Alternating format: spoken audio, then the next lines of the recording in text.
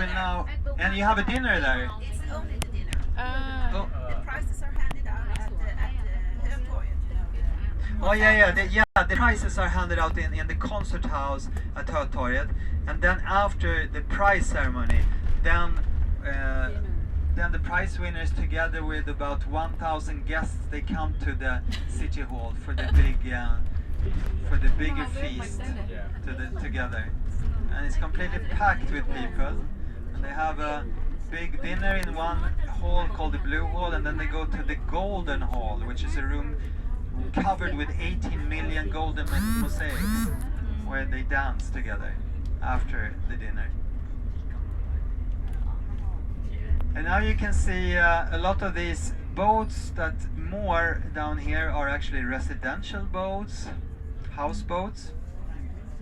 There are some bars and hotels alongside this K2, but we have about 80 boat clubs in Stockholm. You know, boating is a popular pastime for many Stockholmers.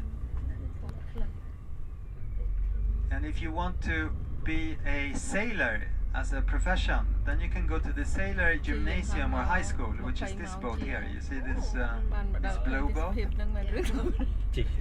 Sjömansskolan. You can learn all about boating to conquer the oceans of the world.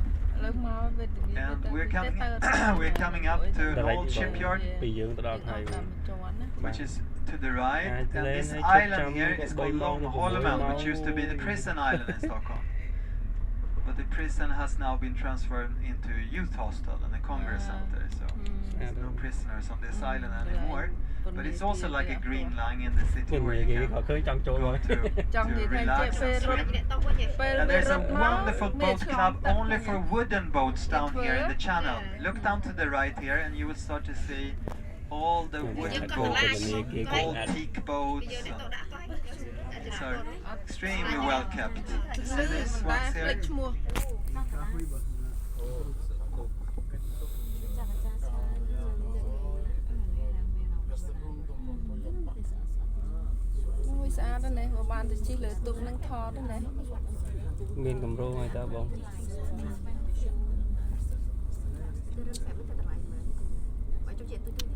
So now they have come out, you know, the winter is dark and cold and there's ice everywhere, so then you have to bring up the boats.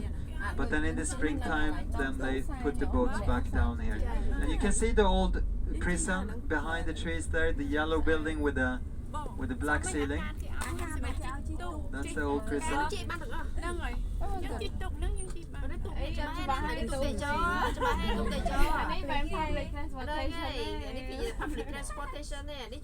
And when you go to the prison to stay there, you stay behind the bars and the heavy prison doors. They have kept them, and you even get the pyjamas with stripes on. And they have fun events there where you can experience what it was like to be a prisoner. To become a prisoner. We teach you all about how to. Yeah, in Sweden the punitive system has really changed since that prison was in strong use. You know, for many years that prison was even had children. You know, they would take in homeless children into the prison because they didn't want to have them on the streets, and also women were put into the prison. But now, like Sweden, the Swedish punitive system is more about rehabilitation than anything else. So it's like preventive. And this is an area called Hornstull, and you can walk down you see those food trucks down there. So this is a place where you can come to get some cheap street food. You see all the food trucks down here.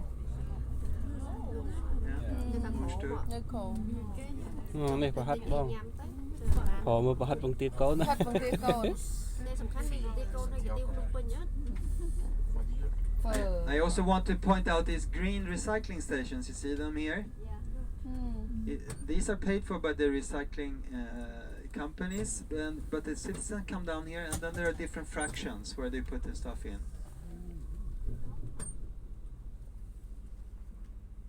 And when it comes to like glass bottles and aluminium bottles, you actually get paid to return them.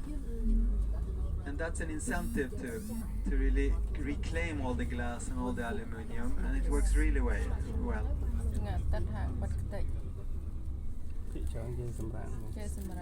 And this is another restaurant area, this street here, or this area. Hornstull is the name, and you can reach it by metro. Do you have metro cards? Or? Yes. Yeah, very good. So remember, the metro cards you can use for the metro and the buses and the ferries too. There are also ferries. And when you have your 2 days, one thing you could explore apart from the city and the museums downtown is to go on a ferry into the archipelago, which is the island world outside Stockholm. There are more than 30,000 islands that you can explore with the ferries, the archipelago ferries. How long will it take by ferry?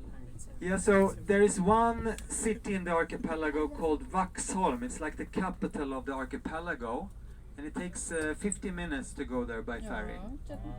And that could be something, if you want to see the waterfront, you know, then I would recommend you to go into the archipelago. Yung ferry ride. Ocean bus. Oh, yung ocean bus.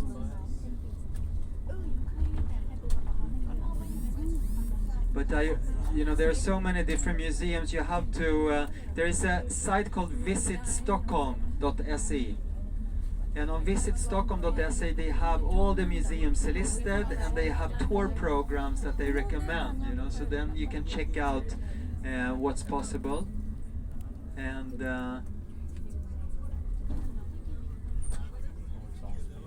And now we're gonna cross the longest bridge in Stockholm. It's called the Western Bridge. And now you can get a good view of the lake. You can see that they are repairing. If you ever decide to run the Stockholm Marathon, then you have to cross this bridge twice. And sometimes it's 5 degrees and raining when it's that marathon. You see how green this island is? Originally it was covered by rock, but they dumped a lot of actually latrine waste on this island, and then it became very, very green. But if you look to your right now, you can see the silhouette of the City Hall of Stockholm and also the old town with the Royal Palace there on the right hand side. And then you have an island called the King's Island, which we are coming to when we cross this bridge. But if you look to your left, you can see how this lake extends into Sweden. And as I told you, it's a big lake, 1,000 kilometers long. One trip or one tour that you can make is to go from the city hall with a ferry into the lake to the royal palace where the king lives. It's called Drottningholm. He works here in Stockholm, in the Stockholm Palace, but he lives in a other palace called Drottningholm, and that's a beautiful place. It looks a bit like Versailles with a huge park and different museums and artworks. It takes about 15 minutes as well to take a boat from the city hall to that palace.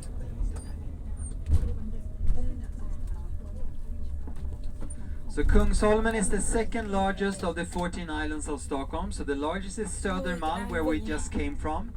And now we have arrived at the King's Island, Kungsholmen. This island was owned by the king for many years. Now it's owned by the city of Stockholm. Almost all land in Stockholm is owned by the city of Stockholm. The cities in Sweden are very powerful. So the city of Stockholm is the biggest employer in Stockholm, for instance, bigger than any private company. And it has planning monopoly, so the city decides what can be built in the city. Look to your right, under this bridge you can see a skate park. See the kids here, they are skating and they're rollerblading. And this was a smart decision to put this skate park under the bridge. We had some social problems here before, but when they built the skate park, the kids claimed this part of town. So you can work a lot with, you know, the like different activity centers in the city to drive the type of behaviors that you like. Performance settlement. I love you.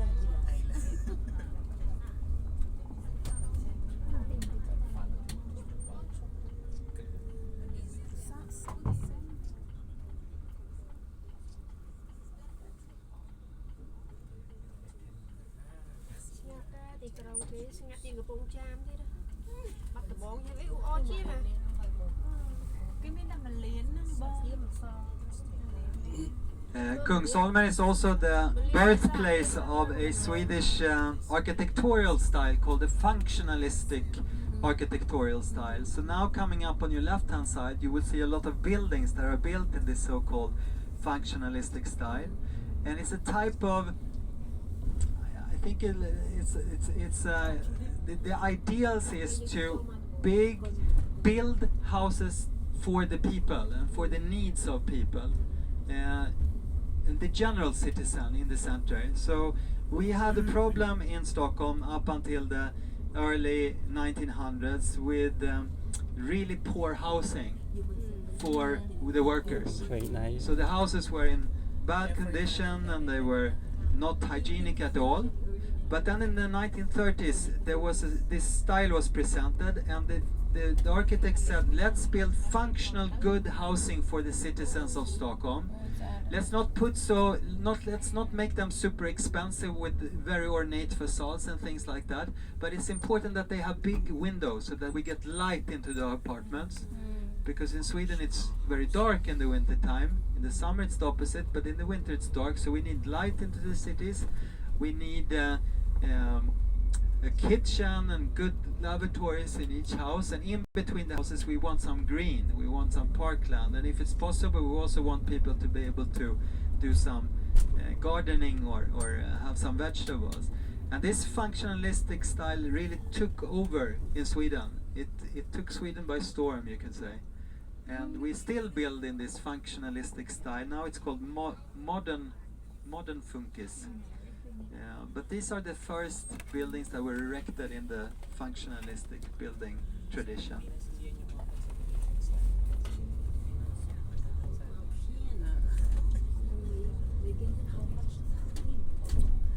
And I think that the functionalist style was very much aligned with many of the socialist ideals of the government at the time. You know that Sweden was 120 years ago, Stockholm was one of the poorest countries in Europe.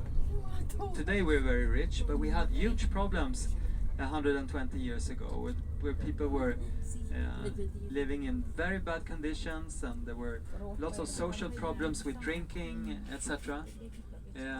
But then this idea was launched of the Social Democratic Party to build up the folks' home, they call it, where you view the nation as a home, like a family, where you are responsible for each other. And there was a lot of focus on social reforms to get away from the social problems that we had. And this social reform agenda is part of this welfare nation idea that's been pushed in Sweden. So Sweden is a country where there are strong social programs or welfare programs, like for instance if you have a child, you're entitled to 480 days of parental leave with 80% of your salary paid for by the government. Wow. And that is to give the families a time to attach to their children and have quality time. And you can spread these days out of a period of about 7 years. You know, it's a 9 to 5 work week, so for you work 40 hours, but then you have 5 weeks of paid vacation, etc. That's pretty sad.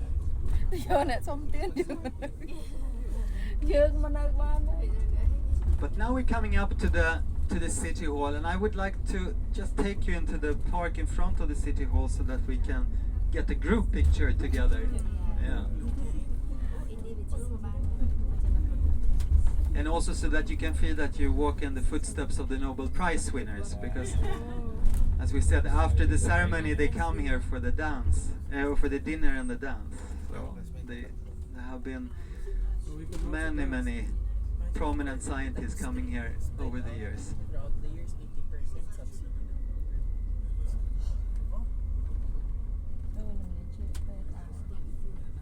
ভাই তুমি কি আমার নামটা উচ্চারণ করতে কোনো হবে